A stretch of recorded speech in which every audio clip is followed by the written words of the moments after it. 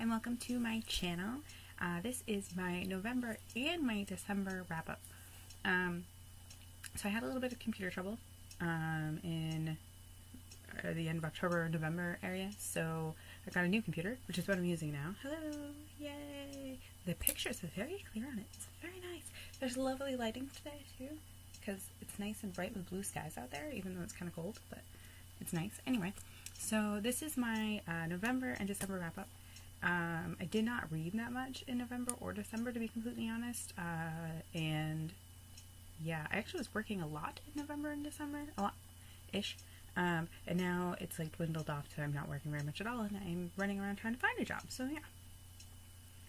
It's life, right? Anyway, so it does mean, though, that probably January I'll read a lot more, but hey, that's you know, I digress. So, I'm using my Goodreads to help me remember what I read in November and December, because I'm like vaguely remembering what I read, but I don't remember reading very much. So anyway, and I think all of the books are like gone at this point. I don't even think I have any of them, save one, because this is the one I finished yesterday. So yeah, so let's see, this is what I read in November. So in November I read, the first book I finished was Outpost by Anne Agar. That one is the second book in the Razorland. So, yes, Razorland. I had to, again, I'm using my phone here and my Goodreads to figure this out. The Razorland trilogy by Anne Agar. It's a post-apocalyptic, I guess dystopian-ish, series. Basically, God, what can I share about it? So I can't really share anything about Outposts, like, at all, or would totally ruin the first book. So, let's see, a little bit about the series itself. The Razorland, like, series, the first book in it is Enclave. It tells the story of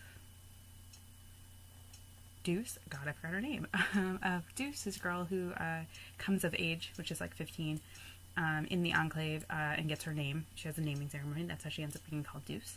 And she is a hunter, and her partner, Fade, that she's with or whatever, they discover all these things about their Enclave, and then ultimately what happens from there. I did really enjoy the second book, Outpost. I actually liked it. I got into it a lot quicker than I did Enclave. Enclave, it took me like almost 70 pages to really get into the story. Whereas this one I was like hooked a page in. I really liked the character development of Deuce. I kind of liked the character development of Faye, but not so much. He wasn't as prominent as I expected him to be, I guess.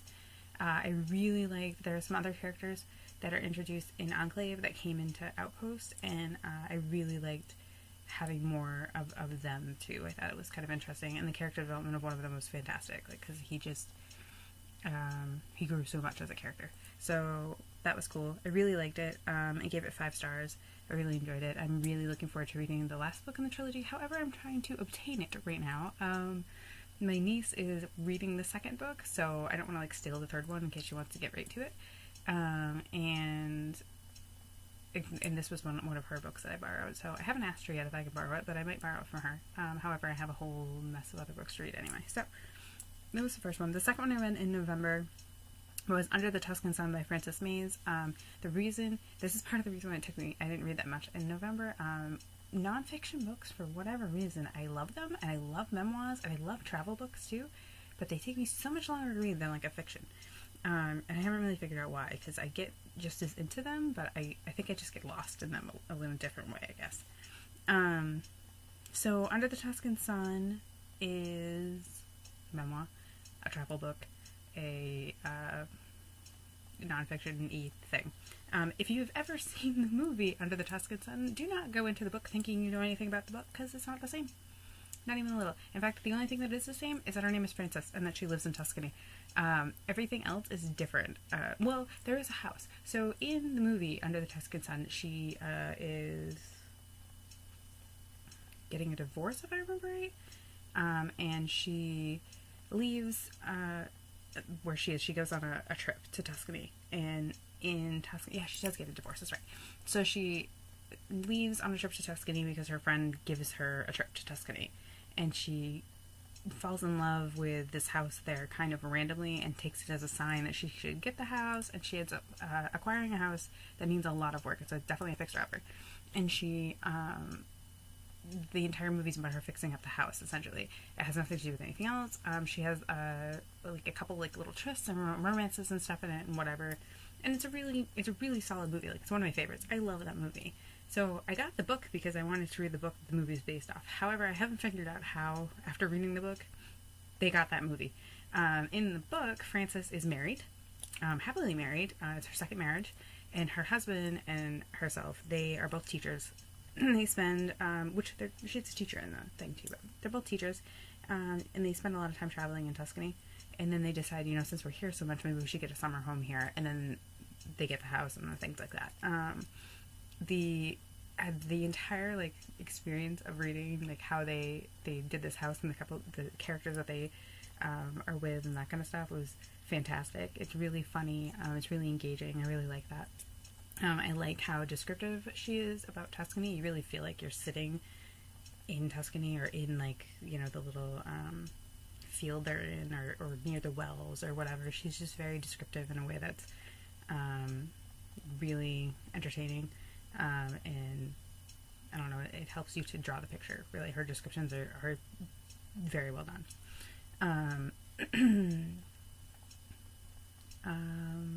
What else? I don't know. It was a good book. It was solid. I gave it 4 out of 5 stars because at one point I was kind of like, what is happening? Because like I understood the story and things, but it kind of lost me at one point. I did like that there were recipes because she's a cook. Because I love cookbooks and I also cook and I bake and yay, so that was fun. It was a really good book though. Just really don't go into it thinking that you know anything if you've seen the movie, because they're totally removed from each other. They're not the same at all. So yeah, that was the second book I read in November. The third and final book I read in November was Love Letters to the Dead by Ava DeLaria. I give that 5 stars. I absolutely loved that book.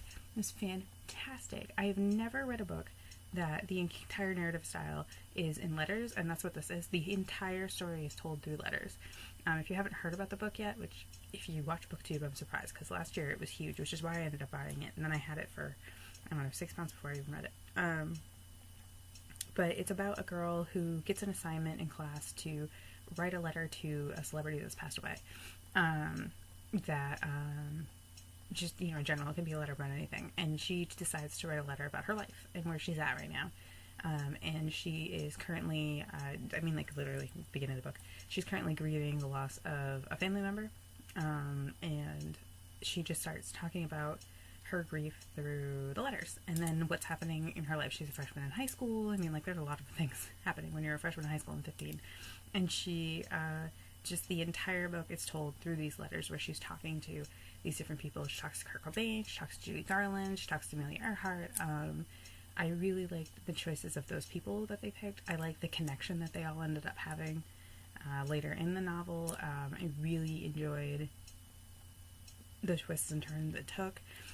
It made me cry, it made me laugh. It was just a really well done novel. I will say, trigger warning like stuff. There is sexual abuse, as well as just a lot of grieving, a lot of like suicidal things, depression, stuff like that. So trigger warning.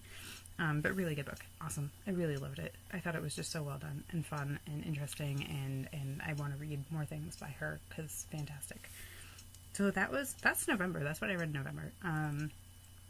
And then I went into December, and I had said before in a previous video that I really, really wanted to read Harry Potter for my birthday. So that's exactly what I did. I read a little bit of a different book.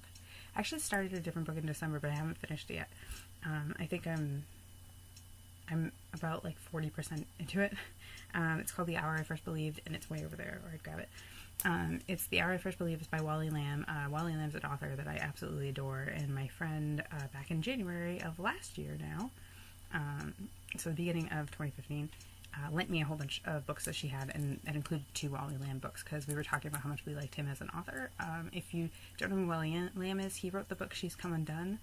He also wrote I Know This Much Is True, and I don't know, a smattering of other books, but She's Come Undone is the one that I had read before, which is just a book about a woman who's overweight and really unhappy, and the things that she goes through in her life, and it was just fantastic, and I sobbed for 90% of the book. But it was a really good book. This one, The Hour I First Believed, is actually about Columbine, which is really, it's taking me back. It's so weird. When I was 16 and in high school when Columbine happened, which for some reason you don't know that part of history. Columbine happened in 1999, and it was a school shooting, and it was kind of the first of its kind at that point, like the first one that was really, I don't know, really media driven, meaning like there was a lot of media about it, there was a lot of talk, there were a lot of things, and for anybody that was in high school at that point, like myself, it definitely changed your high school experience. There were a lot more rules put in place, there were a lot more things. I mean, we had like a cop on duty at that point, I mean, stuff like that. The world changed after that, I would say, specifically like for schools and stuff like that, and I'm sure in Colorado even more so. But yeah, so it takes place during Columbine. The main character is a teacher at Columbine.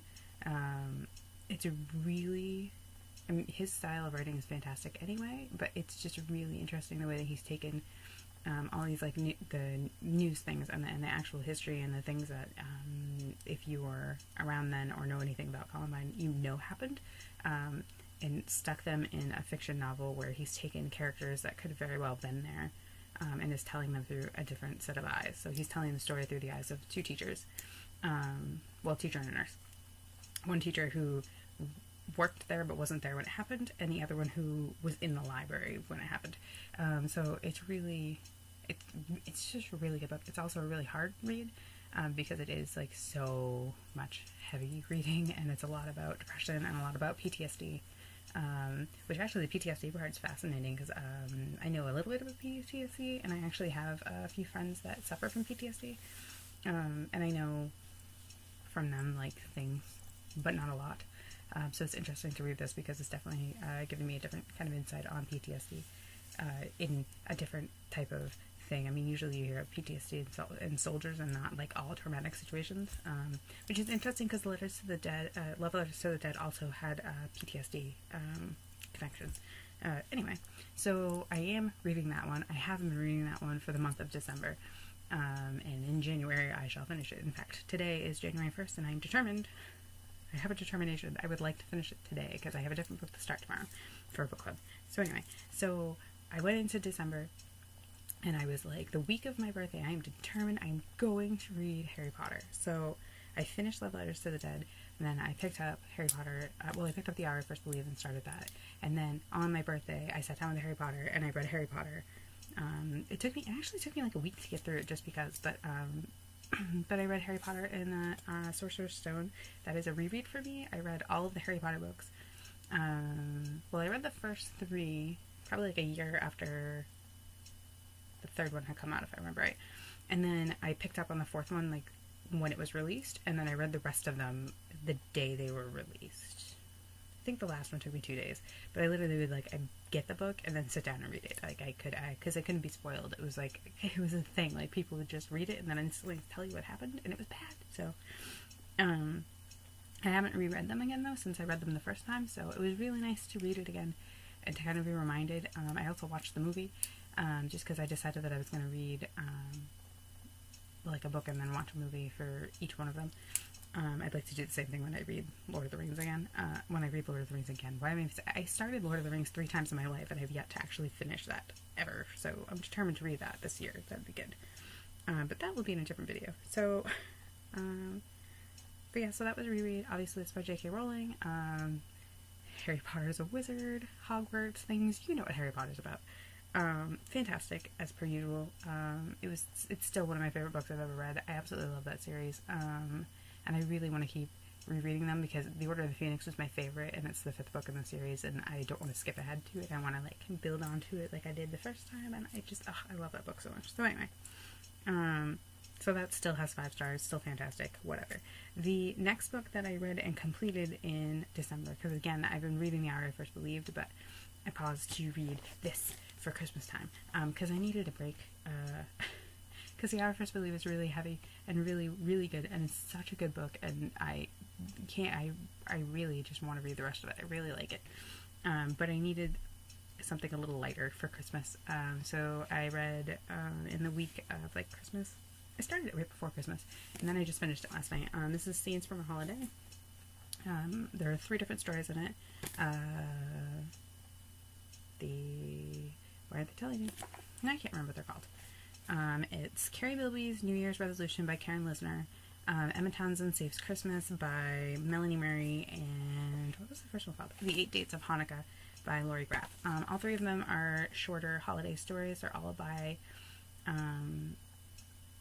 female authors that are part of Red Dress Inc. was a publication house that I don't even know if it exists anymore. It was part of Harlequin, and it was during the boom of like in the early 2000s when chick lit was a thing, like where like Jennifer Weiner came out, like all these people, and Sophie Kinsella was considered like one of them. But Red Dress Inc. was a publication house owned by Harlequin that put out all these books, and I used to just love them. And I still have, God, I think I probably have 50 books from this publishing house, because I literally, like, they were just such easy, quick, fun reads. They always made me laugh, and there was always like something in them I really liked, so I just started buying them. And then I had a subscription at one point where I got like 2 every month, and then I stopped getting them because I realized I wasn't reading them.